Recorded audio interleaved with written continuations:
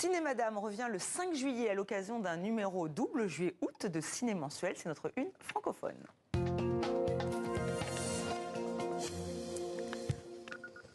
Un numéro spécial, une édition tête bêche, vous voyez, que vous avez dirigé, Catherine Vaït-Ciné. Merci d'être avec nous.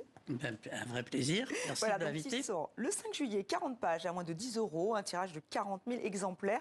Alors, un double numéro, pour l'avoir feuilleté, qui mêle des sujets sérieux, mais aussi plus légers. Comment vous l'avez conçu, réalisé, ce numéro spécial?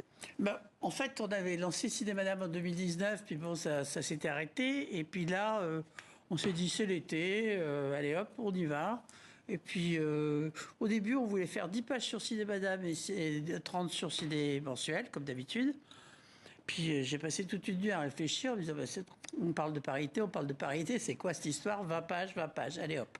Et on a fait travailler beaucoup de femmes dessinatrices, aborder dont Willis, dont Willis de Tunis. Voilà, qui fait la souvent, c'est en 64 minutes. Voilà, qui fait la une. Puis on a des dessinatrices égyptiennes, éthiopiennes, iraniennes, suisses, de partout. Et c'est vrai que la ligne éditoriale, le journal qui fait mal, et ça fait du bien.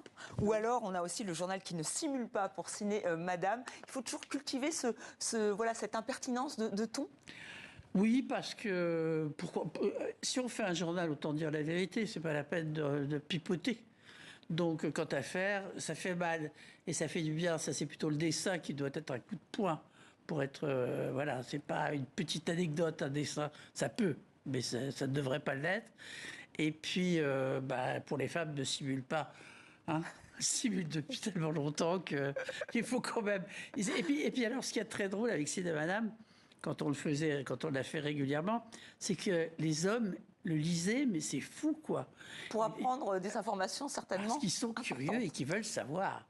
Et que, bon, pas les vieux, hein, mais les plus jeunes, ils ont envie de savoir comment sont faites et comment marchent les filles. Oui, il y a Phallos sans frontières. Vous rappelez avec donc ce numéro que le combat féministe, le combat pour les droits des femmes est loin d'être terminé. C'est une catastrophe, vous vous rendez compte? Il y a une fillette qui est mariée de moins de 15 ans toutes les 7 secondes. Une femme sur 3 dans le monde, c'est plus de 700 millions, est battue toutes les 3 heures, meurt. Il y a sur la parité des salaires, sur une vie de femme qui travaille et un homme, ça c'est 170 milliards de différence.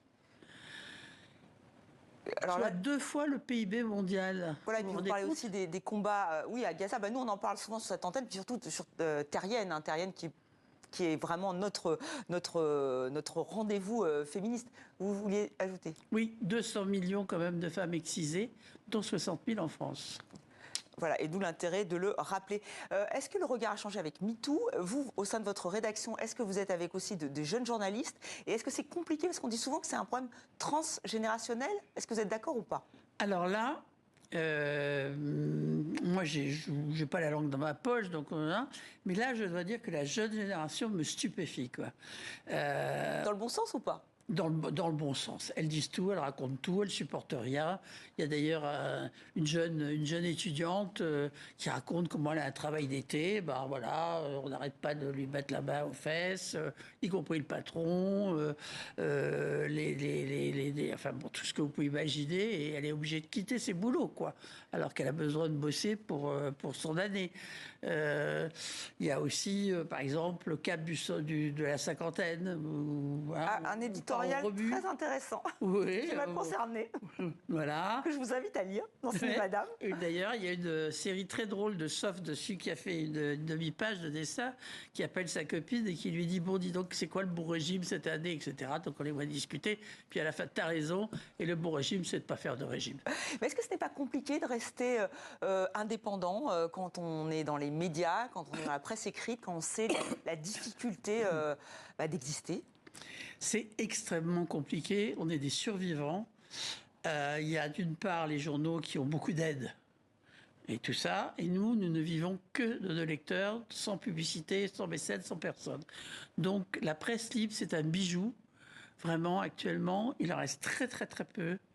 Et il faut la défendre. Alors, Il faut le faire avec ce qu'on a. La plupart des journaux libres ne travaillent qu'avec des vols. Moi, je trouve que ça, c'est pas normal. Avec des vols, c'est-à-dire? Des bénévoles, pardon. Ah, des bénévoles. Nous, on travaille avec des gens qu'on paye régulièrement. Tout travail mérite de salaire. Mais c'est vraiment, vraiment difficile. Mais par contre, on a des lecteurs qui sont d'une fidélité incroyable. Un taux, on vend à 97% en province et on a un taux de réabonnement de quasiment 100%, quoi. Donc, vous voyez, ils sont vraiment là. Quand on a besoin d'eux, on a fait appel à nous. Hop, ils envoient de l'argent. Ils disent, si vous avez encore besoin, ne vous inquiétez pas, on vous enverra. Mais c'est extrêmement, vraiment, vraiment compliqué, quoi. C'est aussi grâce à votre mari, Siné, qui a insufflé cet esprit satirique que vous perpétuez, avec votre touche, évidemment.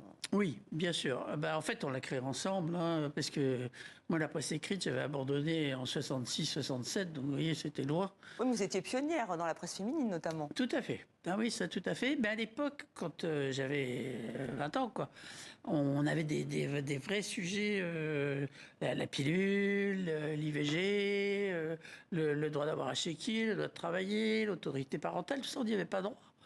Et donc, il a fallu conquérir. Donc, c'était vraiment... Puis après, il y a eu 70, où ça a commencé.